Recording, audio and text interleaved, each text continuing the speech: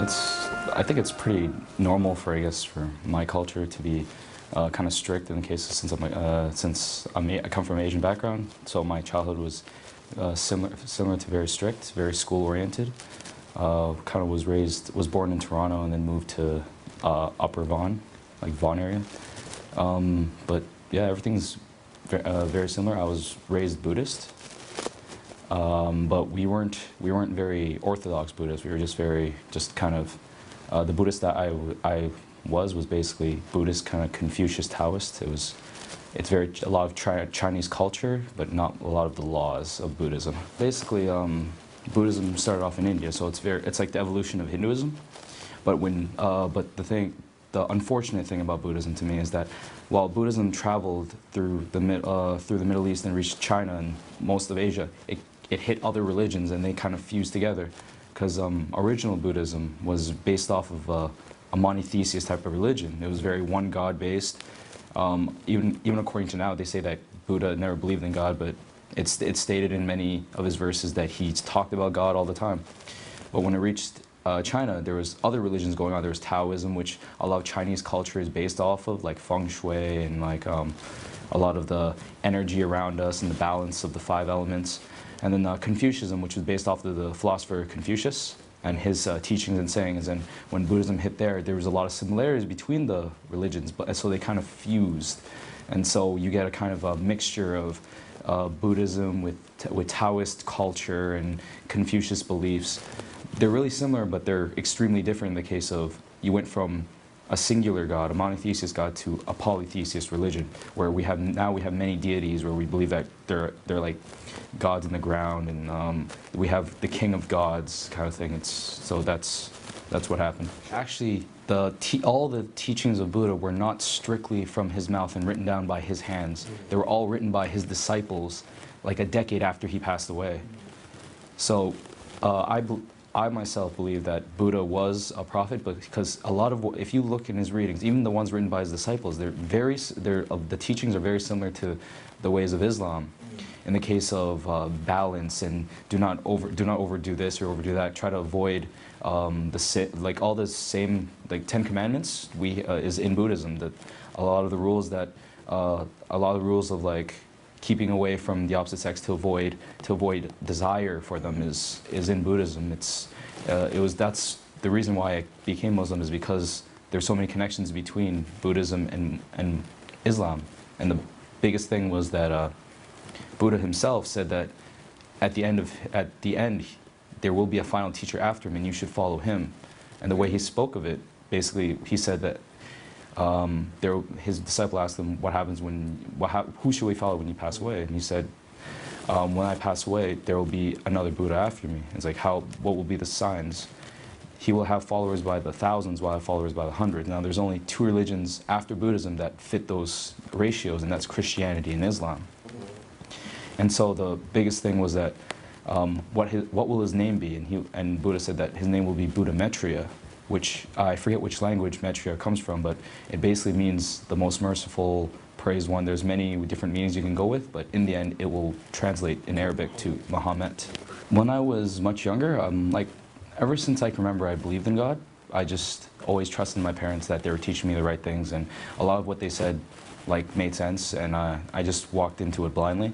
But as I grew up older, I wanted to know a little more about my religion. And when I was a little kid, elementary school, I learned only one teaching of Buddha that I remember. That was a quote. It was basically that life is suffering. And I'm like, as a kid, you're kind of going, wow, that's a terrible thing to think about. But then that always came back to mind as a kid. And then when I went through high school with that one thing, I thought about it. I'm like, wait, this makes sense.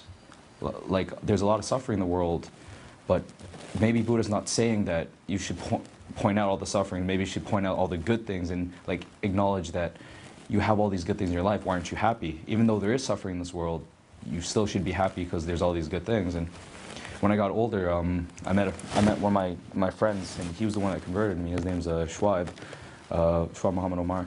He's the one that kind of helped me. We guided each other into Islam for the sake of. We grew up and we were like, we want to become wiser. We want to be more. We want to identify ourselves We want to be more true to ourselves, because in a world where there's so many masks and so much fake, and media is always telling us to do this, but we want our own moral code, and religion seemed like the best way to go. So we each looked into our own religions, and we found more and more connections through it. But before then, I was more of a, but before that happened, to my parents and to everything else, my mom was, there's even in Asia, there's different types of Buddhists. So Right. it was broken down to, like, my mom was Chinese, so I was like part Chinese Buddhist, and my dad was Lao, so I was Lao Buddhist at the same time. And the difference that I noticed is that Chinese Buddhists don't eat meat, but Okay. Lao Buddhists eat meat, like the Buddhist monks themselves. And I never liked the idea of, because what I learned from Buddhism is that if you're gonna be a Buddhist monk, you shouldn't kill or eat anything that comes from, like, take a life of an animal and eat it, Right. because that was the big thing. So that's one of the faults that made me want to look in more in my religion, and my friend was the one that ignited even more. So we looked into our religions, and then when I said that, when I explained all these faults to my parents, my dad never really cared in the first place, so he never really went against me. But my mom was constantly saying that I was learning something wrong, but I was like saying, like, but the stories are the same.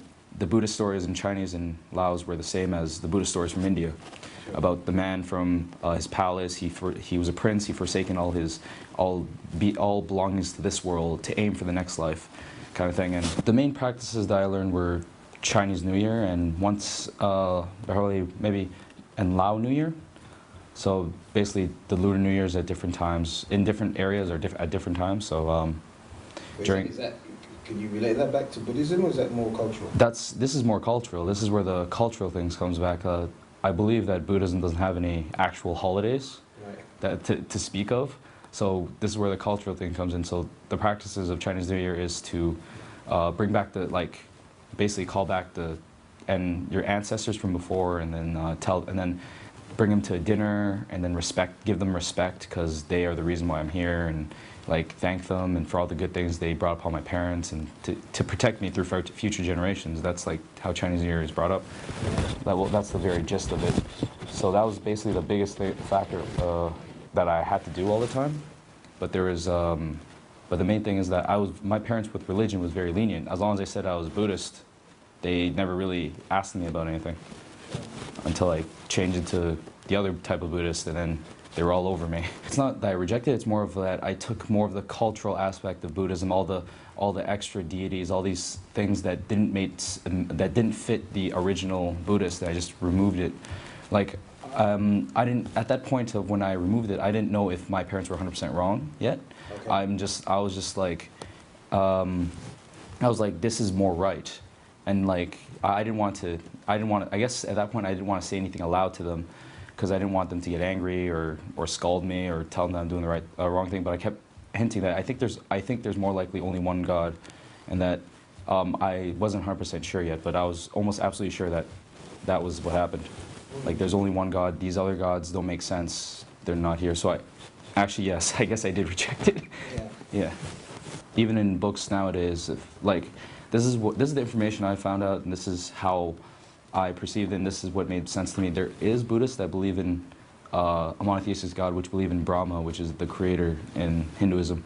And then there's Zen Buddhists that say that they're more pure for the sake of, they follow all the teachings of Buddha to a T, but they don't believe in God. They aim for, like, nirvana, and which Buddha spoke of nirvana, but it wasn't really kind of but he always spoke of Brahma too. So it's still the divisions happening. Like, I try to aim for the more original Buddhists in a way. That's what I meant by pure, the most original, back to what he said. Surprisingly, the research itself it doesn't take that much of your time. You just it's what you take in. It's what's more important. Like, I felt like throughout my whole journey, I felt like I was guided towards the right sites, towards the right path. I felt like it's leading me somewhere. That's in the end what I felt like. And with the help of especially with the help of my friends, it's like it was me and my other friend that were doing this together. So it felt like two minds going at once. So we're probably going at double the speed anyone else was going. And like, I was still able to enjoy anything else. So I looked basically normal. I was always just spouting quotes about Buddha and saying, like, and be like, what would be a quote be? Uh, the cause of suffering is desire. I'll be saying things like that, or a jug will only fill one drop at a time. Like, be patient, take your time with things, kind of thing. Like, I would always be spouting things about that, and I was just kind of thought I was like a really Asian guy, so it wasn't to, like with a stereotype, it just didn't, it made sense. It was like, oh, he's Asian, yeah, of course he's gonna spout quotes about Buddha. Like, so it wasn't a big deal when it came to school. Basically, my mom believed that what she was taught from her parents, her grandparents, well, her grandparents, that were right. Like what my great-grandmother and great-grandfather were telling her were right, what my grandfather was telling her was right. So basically, she was just under the impression that follow what her parents followed, and because she felt that they were she felt like that's where the tradition and everything will come through the best, and that the internet can be corrupted. When it comes to when it came to religion, even though I was Buddhist, a big thing about Buddhism is that allow people to believe what they believe and accept them for who they are. So I believed, especially when it came to being a monotheist, I believed a lot of what Islam said was correct already. Like, especially with the case of, we kept bouncing ideas, so we found a similarity. I'm like, so when it came to him, I guess he trusted either of us. He would still call himself Buddhist, but he would trust either of us, because so far we had no contradictions, except for the case of maybe when it comes to reincarnation was one thing that was still within Buddhism at that time. We believe, I believe we believe in the end of the world. This is like I didn't check up. I didn't stay pure Buddhist enough to do enough research. But yeah, we believed. But I believe we believe in the end of the world. But during that timeline, we constantly karma. The more good we do, the more likely we'll reach a heavenly state. The more bad we do, the more likely we'll be in a worse state, so hell or an ant, something small, like an animal no one likes, kind of thing, until we get enough good deeds to come back as a human, and then the cycle goes again. That night where I found out that Buddha just hinted towards Islam, like that's what kind of was mind-baffling, and that's what kind of made me go, if I truly believe in Buddha and I truly say that I'm Buddhist, I should listen to his words and change, convert, become Islamic. And so I guess that was probably 3 or 4 months before I actually became Muslim. And then after that, I just waited for a Quran to come, and I became Muslim. Because like I wanted to convert, but after learning about it, I was just like, you know what, this seems like the right path for me. And so I started learning I guess I started learning the prayers. I started learning the sayings, small sayings, and basically when I mastered those, I converted. At this point, it was like a mix between me and my friend. Bouncing ideas off each other? Yeah, well, he already knew the prayers, so he was just teaching me the prayers, and that's what happened. And that's how I learned. And then I just went through a little bit of research through like Islamic sites, and I got a couple sayings like Assalamu alaikum and like Alhamdulillah, small things like that. Remember when I told you about when I took the research in Buddhist file words? That's the biggest thing. So I basically only have 2 choices: Christianity or Islam. It leans towards Islam because the name Maitreya was closer to Muhammad. But there's always, who knows what happened during that time. Maybe someone changed it to fit more of the Islamic needs. Just saying. But the biggest thing that I found huge is Christianity is extremely divided. There's Catholicism, Protestants, Jehovah's Witnesses. And that's the biggest issue I had in Buddhism in the first place, because we were divided. And I hated that. I did not like that idea at all, but Muslims were united. It says that we shouldn't be divided anyways, so hearing that, just, I guess it kind of lit me up, and I'm like, this is the right path. Like, I've been guided by somebody, and in the end I know it's Allah subhanahu wa ta'ala, that throughout all this, that this was the right path. Through Buddhism, I felt like I was being guided, through weaning, like basically getting rid of all this useless information and retaining, I guess, the most important principles of Buddhism, and then learning about what I should do after he passes, and then following through with it would be to follow Islam, because Christianity is divided. And there's only 2 choices. Like, you could have gone with either or. Like, merciful one, Prophet Isa is known as one of the most merciful prophets, peace be upon him.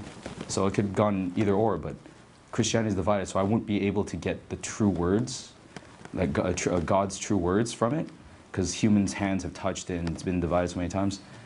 But the Quran has not been touched. Through research, I found that the Quran has not been touched, and it's the same as you would find it back in like Mecca.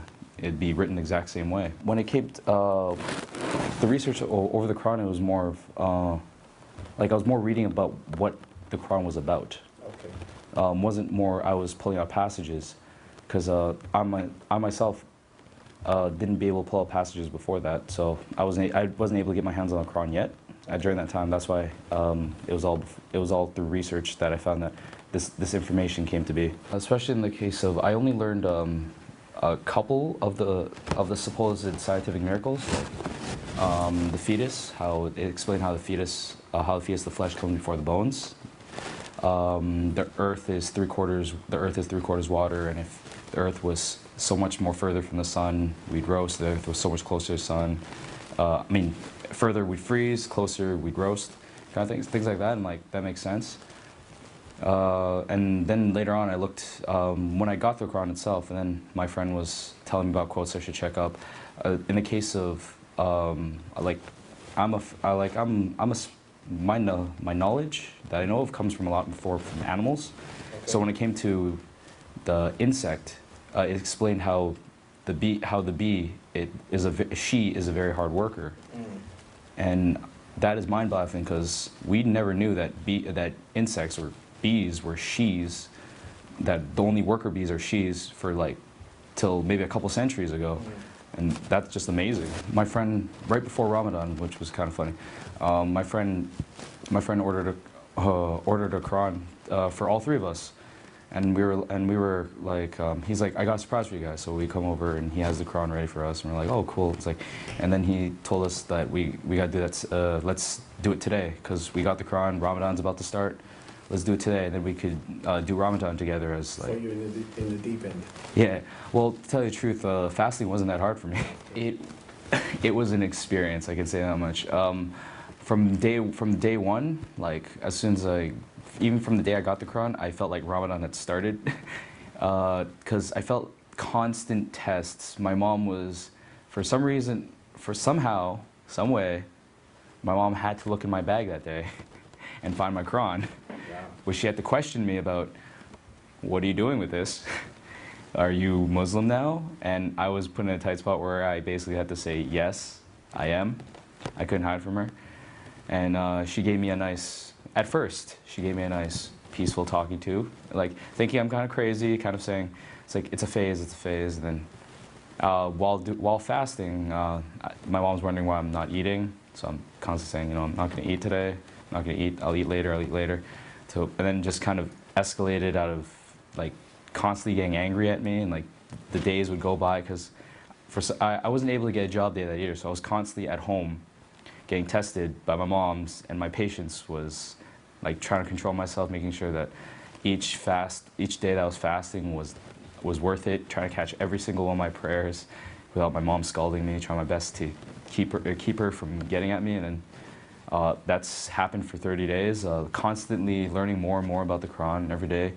I was able to read about half of the Quran by the end of Ramadan, alhamdulillah, and learn a lot. And the phrase was constantly coming up where be patient, the disbelievers continue disbelief and try to push you away and force you into believing what they believe, and those kind of things kept coming up and reinforcing me every night for the next morning and everything like that, and catching caught almost every single, did almost every 5 prayers every day for 30 days, and by the end of the month, on the last day of Ramadan,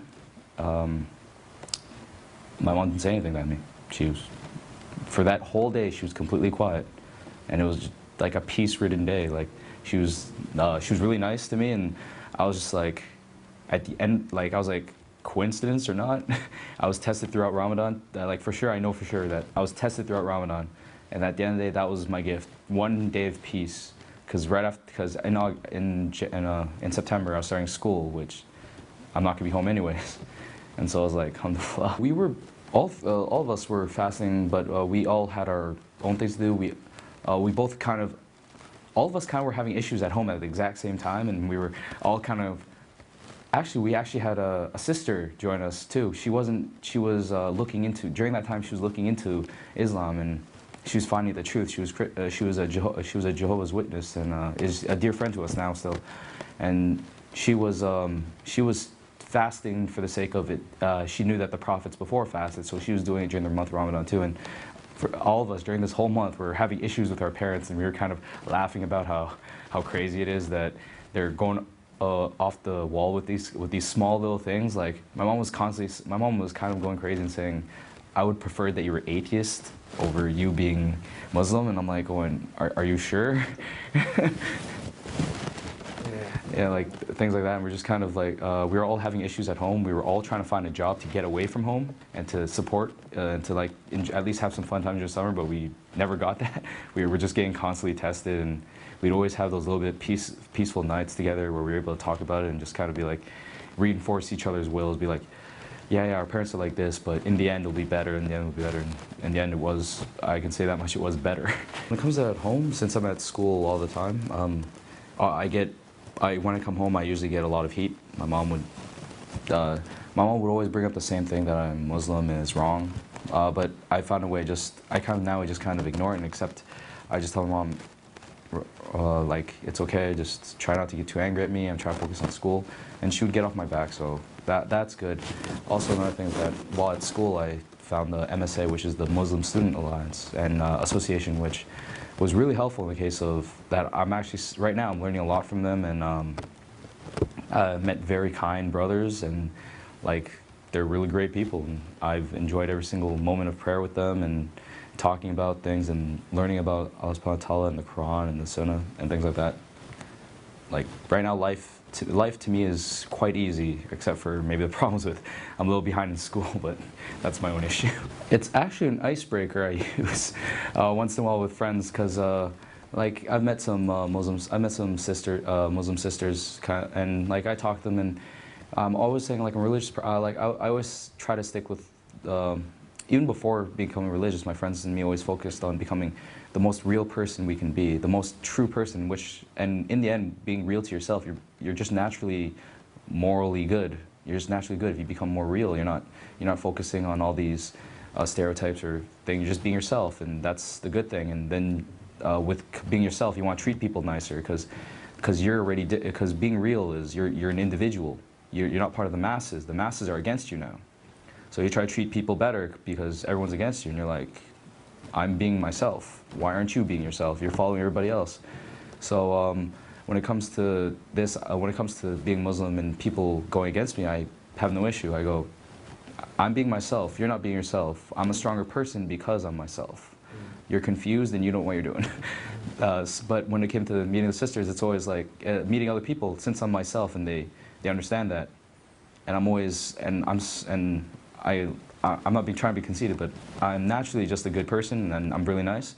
So when I tell them I'm Muslim, it's kind of, I think I'm trying to set up a good example that what you see in TV are not good Muslims. Like they're usually kinder and nicer, and it's like I said, it's an icebreaker. So I met a sister, and then she couldn't figure out what I was. She kept saying I was Christian, or they even thought it Jewish. Especially with what I've seen, like I met all types of Muslims. I met Muslims that say they're just Muslim by name. I've met really enthusiastic Muslims, and I've met like some of them that are like fighting other Muslims for the sake of they think their beliefs are better than others. And I just go, a lot of people I think are following it blindly, and I like to say that try to be yourself. Try to identify yourself, find out who you are as a person before you're listening to other people. If you don't know who you are, why you're listening to other people to tell you who you are?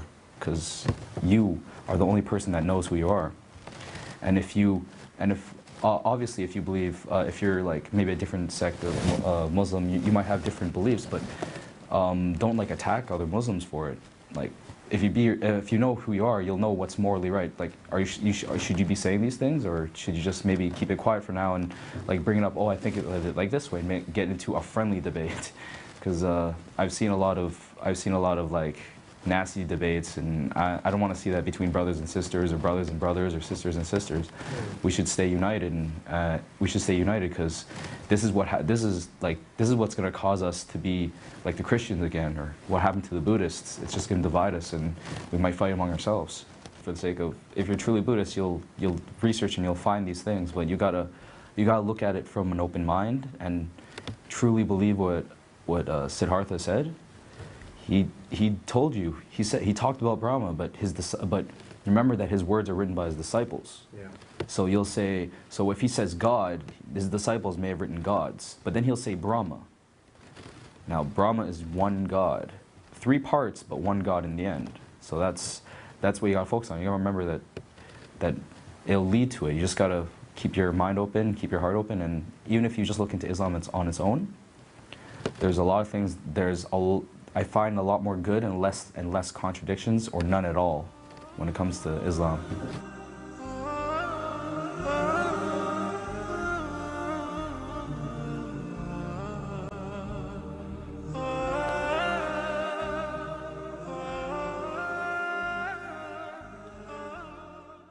Of a monotheist type of religion. It was very one God based.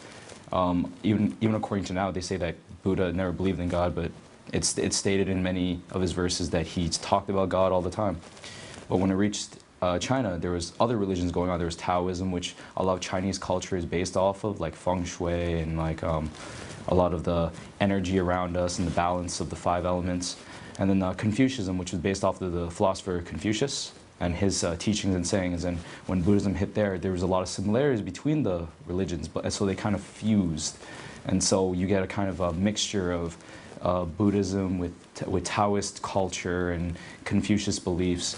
They're really similar, but they're extremely different in the case of you went from a singular God, a monotheist God, to a polytheist religion, where we have many deities, where we believe that they're like gods in the ground, and we have the king of gods kind of thing. So that's what happened. Actually, all the teachings of Buddha were not strictly from his mouth and written down by his hands. They were all written by his disciples, like a decade after he passed away. So I myself believe that Buddha was a prophet, but because a lot of if you look in his readings, even the ones written by his disciples, the teachings are very similar to the ways of Islam. In the case of balance and do not overdo this or overdo that, try to avoid like all the same, like 10 commandments is in Buddhism. That a lot of the rules of like keeping away from the opposite sex to avoid desire for them is in Buddhism. That's the reason why I became Muslim, is because there's so many connections between Buddhism and Islam. And the biggest thing was that Buddha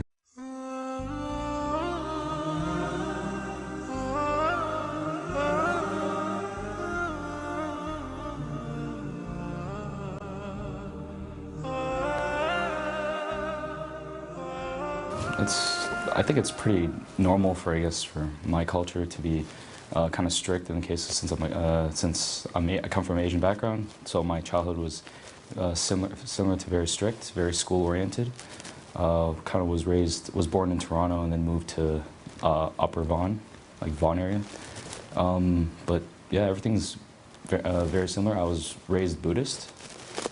But we weren't very orthodox Buddhists. We were just kind of the Buddhist that I was basically Buddhist, kind of Confucius Taoist. It's a lot of Chinese culture, but not a lot of the laws of Buddhism. Basically, Buddhism started off in India, so it's like the evolution of Hinduism. But the unfortunate thing about Buddhism to me is that while Buddhism traveled through the Middle East and reached China and most of Asia, it hit other religions and they kind of fused together, because original Buddhism was based off